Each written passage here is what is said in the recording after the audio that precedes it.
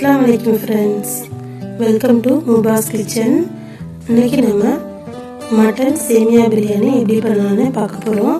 ரொம்ப ஈஸியான மெத்தட்ல ரொம்ப டேஸ்டியா எப்படி பண்ணலாம்னு பார்க்கலாம்.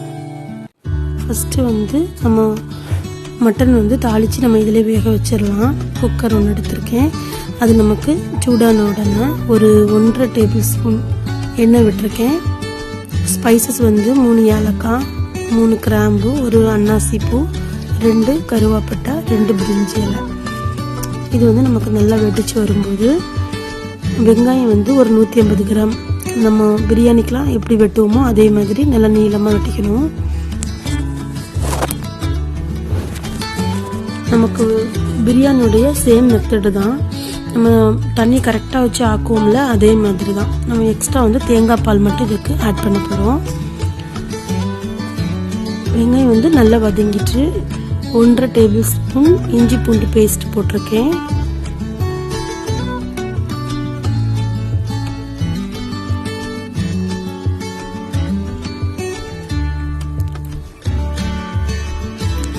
ரெண்டு தக்காளி, ஒரு 4 பச்சை மிளகா,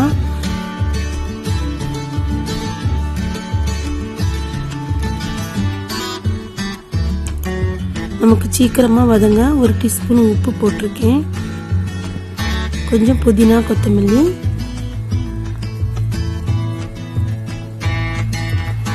நல்லா மிக்ஸ் பண்ணி விட்டுட்டு ஒரு 2 நிமிஷம் நம்ம அப்படியே மூடி ஃப்ளேம் சிம்மில் வச்சுருக்கணும்.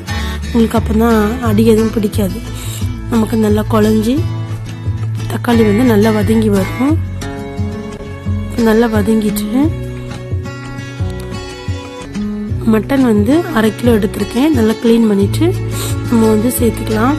இந்த மட்டனில் இந்த இஞ்சி பூண்டு பேஸ்ட்டு நமக்கு நல்லா படணும். அந்த அளவுக்கு நம்ம நல்லா மிக்ஸ் பண்ணி விடணும். எடுத்த உடனே நம்ம அப்படியே எல்லாம் மசாலா எல்லாம் போட்டு வேக வைக்கக்கூடாது. கொஞ்சம் நமக்கு அந்த இஞ்சி பூண்டு வெங்காயம் தக்காளியோடு அந்த மட்டன் கொஞ்சம் நேரம் அந்த ஸ்கின் கலர் நமக்கு மாறணும். அப்புறம் அப்போ தான் நல்லா டேஸ்ட்டாக இருக்கும். இதுக்கு கூட ஒரு 1/4 கப்பு தயிர், 1.5 டேபிள் ஸ்பூன் தனி மிளகாய் தூள், பெருஞ்சீரக பொடி 1 டேபிள் ஸ்பூன், கறி மசாலா பொடி ஒரு 2 டேபிள் ஸ்பூன். கறி மசாலா அப்படின்னா நம்ம குழம்பு மசாலா பொடி இருக்குல்ல, அது போட்டுக்கலாம். பிளெயினாக நம்ம நார்மலாக எல்லா குழம்புக்கும் போடுற இதாக இருந்தால் நீங்கள் கொஞ்சம் இது கரம் மசாலா பொடி போட்டுக்கலாம் எக்ஸ்ட்ரா. நான் 1 ஸ்பூன் கரம் மசாலா பொடியும் போட்டிருக்கேன். உப்பு நம்ம கறி மட்டன் வேகிறதுக்கு தேவையான உப்பு, மட்டனுக்கு தேவையான உப்பு போட்டிருக்கேன். இப்போ நம்ம நல்லா மிக்ஸ் பண்ணி விட்டுக்கலாம். அந்த தயிர் எல்லாத்தோடையும் நல்லா மிக்ஸ் ஆகணும். மிக்ஸ் ஆகி நம்ம ஒரு நிமிஷம் அப்படியே கொஞ்சம் மூடி வச்சா அந்த கறியிலேருந்து நமக்கு அந்த தண்ணி பிரிஞ்சு வந்துடும். இப்போ ஒரு 1/4 கிளாஸ் தண்ணி சேர்த்துருக்கேன் மட்டன் வேகிறதுக்கு. ஒவ்வொரு மட்டனும் டிஃப்ரெண்ட்டாக இருக்கும். நமக்கு சில மட்டன் இலசாக இருந்ததுன்னா சீக்கிரமாக வெந்துடும். நம்ம அதை பொறுத்து விசில் போட்டு எடுக்கணும். நான் 4லேருந்து ஒரு 5 விசில் போட போகிறேன்.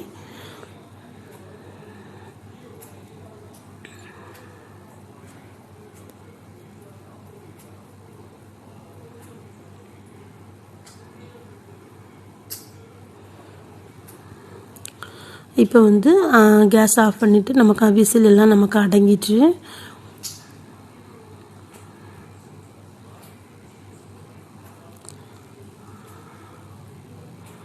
கறி நல்லா வெந்திருக்கு. மட்டன் நம்ம இதில் மாற்றிக்கலாம். மட்டனில் நம்ம எல்லா மசாலா எல்லாமே நம்ம போட்டுட்டோம். தேங்காய் பால் ஆட் பண்ண பிறகு நமக்கு ஏதாவது கம்மியாக இருந்ததுன்னா நம்ம போட்டுக்கலாம். தேங்காய் பால் ஒரு பெரிய தேங்காயில் உள்ள பாதி தேங்காய், பாதி முறி தேங்காய் பால் எடுத்திருக்கேன். முதல் பால், 2வது பால் எல்லாம் மொத்தமே இதுதான்.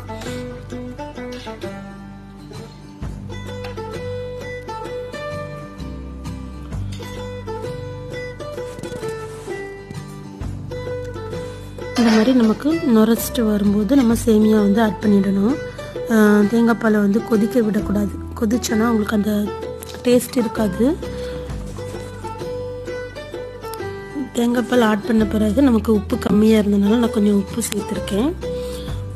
சேமியா 1/2 கிலோ எடுத்துருக்கேன். ஃபேவரட் சேமியா இது, ரோஸ்ட் பண்ணது, அதனால் நான் அப்படியே சேர்க்குறேன்.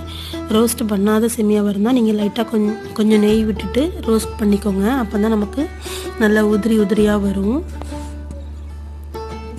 நமக்கு இந்த சேமியாவுக்கு கரெக்டான அளவு என்னென்னா, 1 கப்பு சேமியா எடுக்கிறீங்கன்னா 1.25 கப்பு நம்ம தண்ணி சேர்க்கணும்.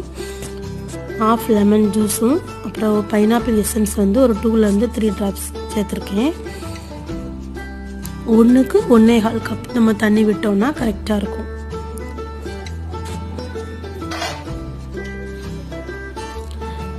இப்போ நல்லா வெந்துட்டு நமக்கு ஒரு 70% நமக்கு சேமியா வந்து வெந்துட்டு.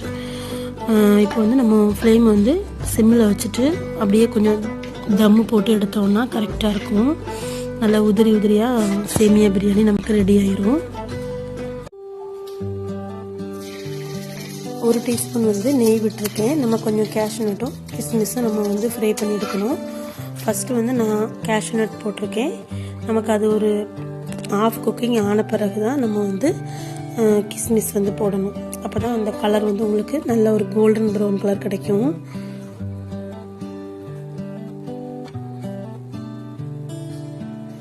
இந்த மாதிரி இப்போ வந்து நமக்கு சேமியா பிரியாணி வந்து ரெடி ஆயிடுச்சு. இதில் வந்து ஃபைனலாக கொஞ்சம் புதினா கொத்தமல்லி போட்டுக்கலாம். ஃப்ரை பண்ணி வச்சுருந்தேன்